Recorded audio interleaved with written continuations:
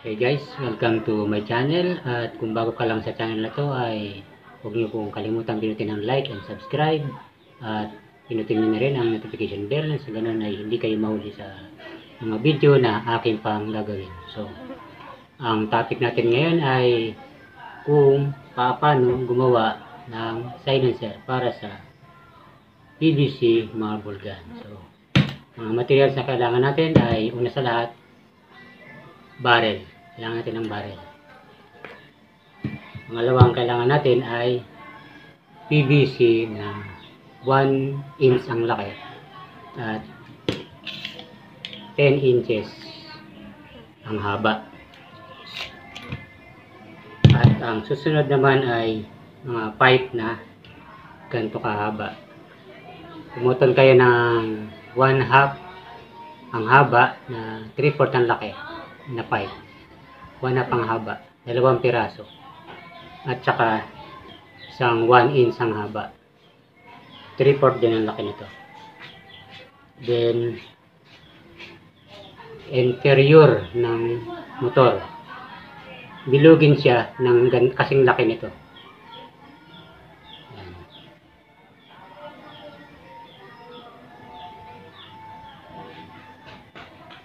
So yun guys. At saka barena at may balang 1/4 at isa pa sa kailangan natin asbestos. Ito po yung pinaka-important sa lahat. Ito po yung pipigil ng putok ng ating marble gun. Ito yung magpapahina ng putok. So guys, simulan na natin. Una natin gagawin ay gagawa tayo ng katulad nito. Nasa gitna yung goma na ginawa kong bilog. Ito po. Ganito po gagawin natin. Ganito po yan. Yung pinutol natin na 1/2 inch. Lalagyan natin ito sa gitna. Yung ginawa ko na bilog na rubber o interior ng motor. Nalagay po natin yan doon sa gitna. Iipitin natin. Yan, ganyan. Magiging ito po yung tsura niya. Tapos, pagka nagitna na, and meron pa pala, ito po, may biniyak ko po sa gitna yan, pakros. Pakros po yan. Diyan po dadaan yung bala. At yan, saka natin nalagay sa gitna yan. Pag nalagay yung sa gitna yan, lagyan nyo na nitong super glue hanggang sa tumigas. Yan. Hanggang ang mabubuo nyo po yan ay ganito. Yan. Nasa gitna na po siya. Yan. May butas yan. Yung cross. Pero nagsasara siya. Nagsasara siya mga tropa. Yan. Ang next naman ay yung isa na pipe na ganito. Ang gagawin nyo rito ay lalagyan nyo naman ng masking tape para masikip siya dito.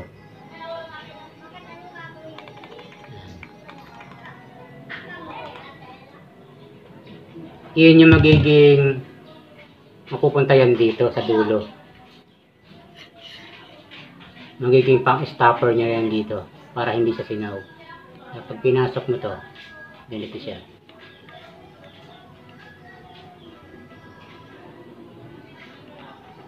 Okay guys, naunawaan nyo yung ginagawa ko at nasusundan nyo. Ang susunod naman ay yung pagsukat natin itong ginawa natin. Ito guys, saka to. Sa kabilang dulo, ito guys, guhitan natin yung gitna, yung pinakang itim. Tsaka itong dulo na to. Inaalam natin yan guys, yung ito, itong dulo na to. Kasi papasok yan dito guys.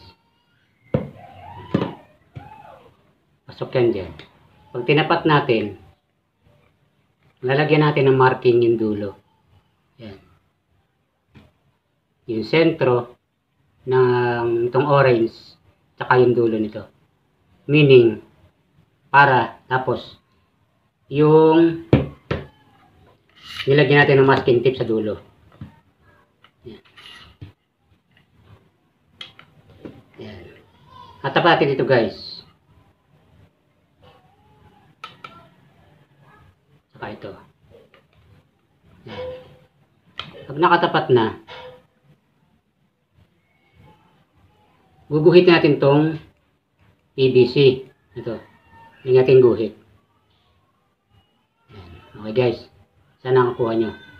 Ngayon, pag may guhit na nakatulad nito, tanggalin natin tong dalawa.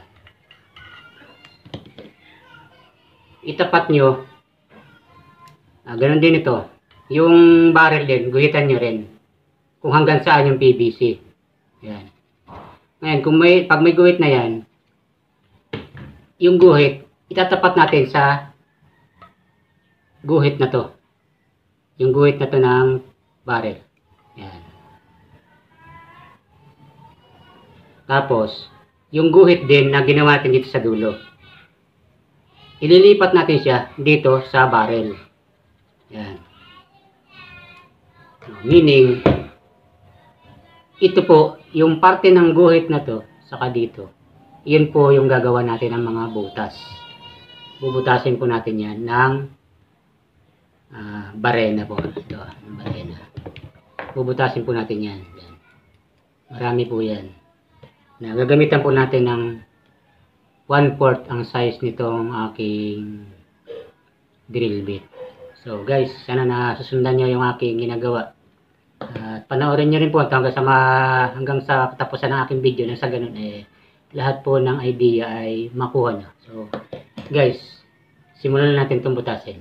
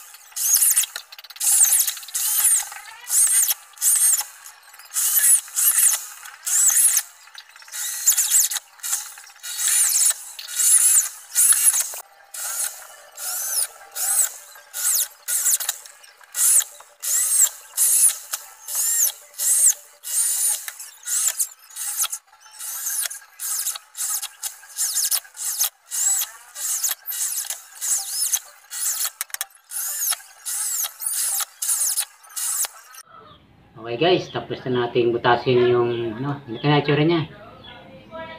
Marami na siyang butas. Yan, okay. Mag-umpisa na tayo na ikabit yung mga pinutol nating mga PVC. So, ganito yan guys.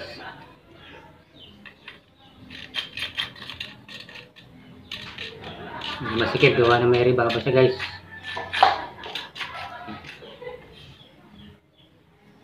Ito guys, kailangan maging masikip ito dito para hindi gumalaw-galaw. Kaya, i-marking natin siya. Tsaka natin lagyan itong tape.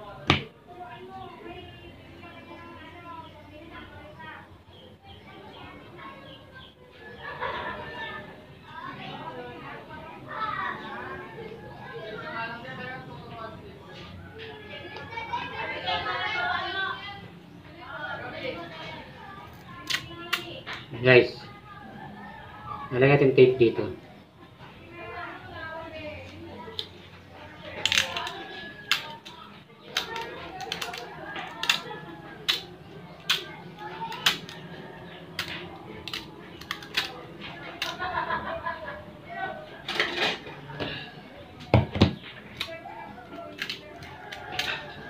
Gunting guys.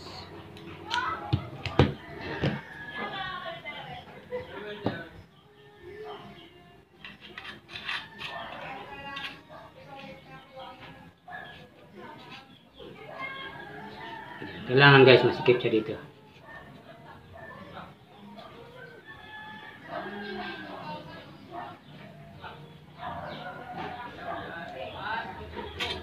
Bawas natin konti. Masyado namang makapal.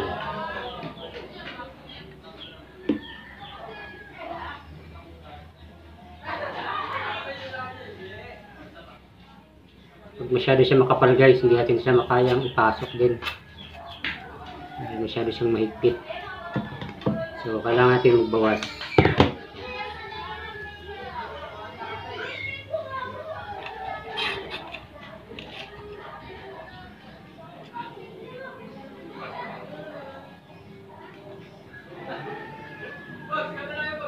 Skip guys. Pero mas maganda, mas maganda.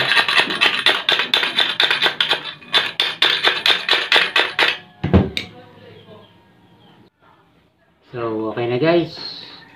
Pwede natin siyang simulang ikabit. Ipapasok natin siya dito sa pipe. Ganito yun guys.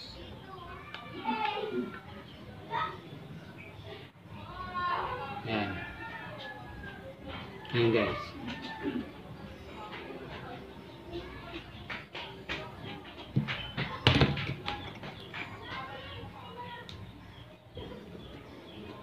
Itong puno guys, pwede natin ito dikitan. Sa ganun tumibay siya. Yung pinakang puno niya. Dito guys. Lagyan natin siya ng super glue. Sa ganun, hindi na siya gumalaw.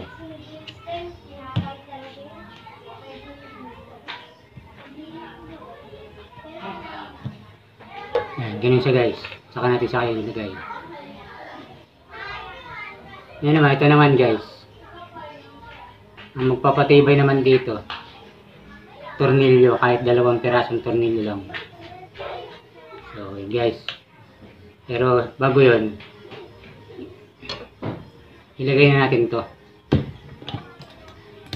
Ito yung asbestos fiber na kinuha ko to guys sa yero na plastic. Sinunog ko na lang, kaya ganito siya, medyo maitim. Pero okay ito. Asbestos din to. Papasok yan dito guys sa loob. Sa pagitan nitong barrel. Yan, sa loob dito. Paikot dito. Kailangan dapat mapuno. Yan guys. So, simulan natin.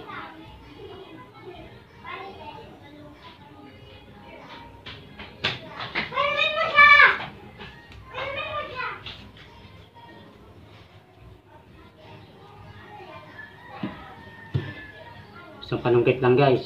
Pwede na ito.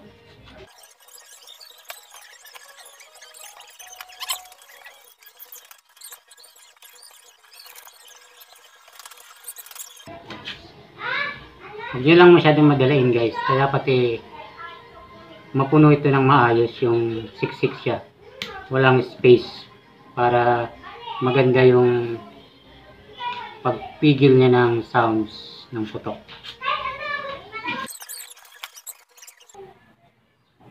Kailangan guys, laging nasa gitna yung pipe na yun sa loob. Kailangan lagi siya nasa gitna.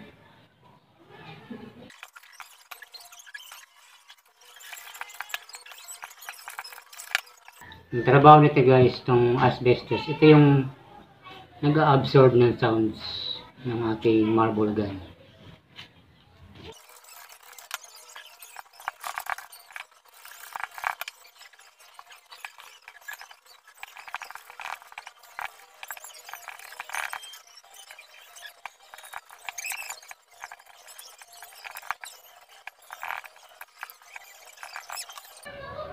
Yan guys. Puno na siya. Ito naman, ang trabaho natin. Ito yung stopper natin dito sa dulo. Yan. Papasok naman natin sa doon. Hanggang sa sumaga doon sa pinaka-barrel. Yan. Ito yung pinaka-lock niya guys.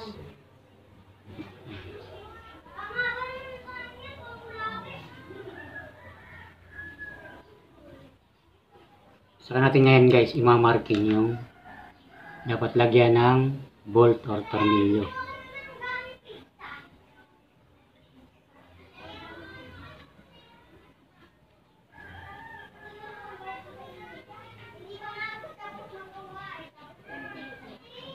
So ayan guys, ito yung pinakang lock niya. So, ang tornilyo natin ay dapat dito sa may loob.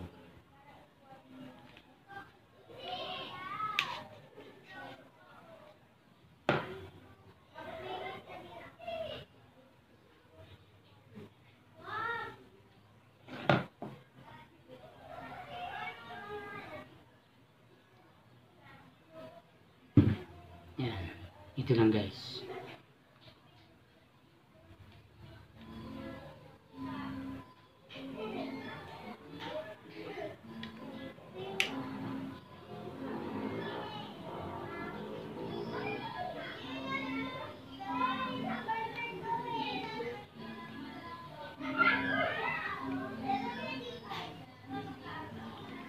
Guys,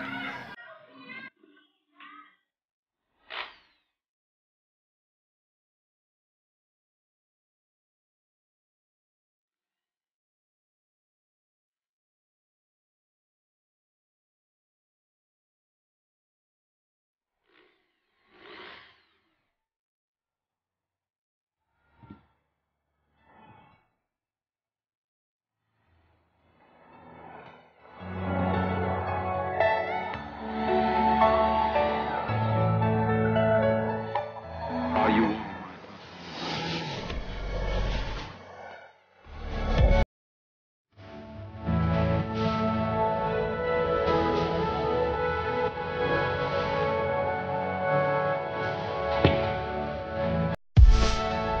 Everything you know is in your mind.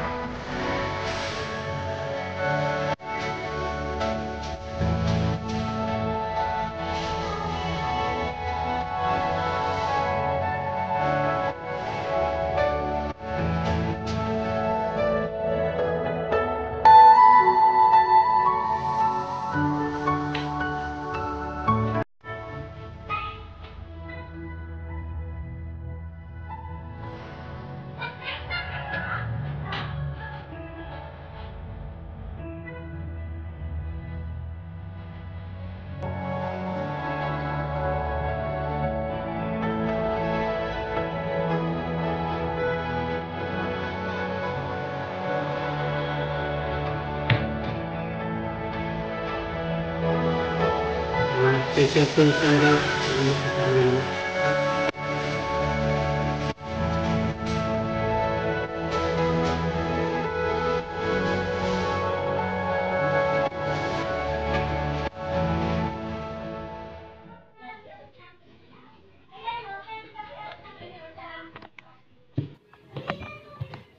So guys, ito na siya guys, ang finished product yan guys.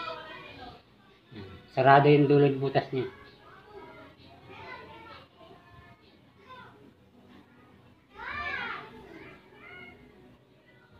Yan siya guys.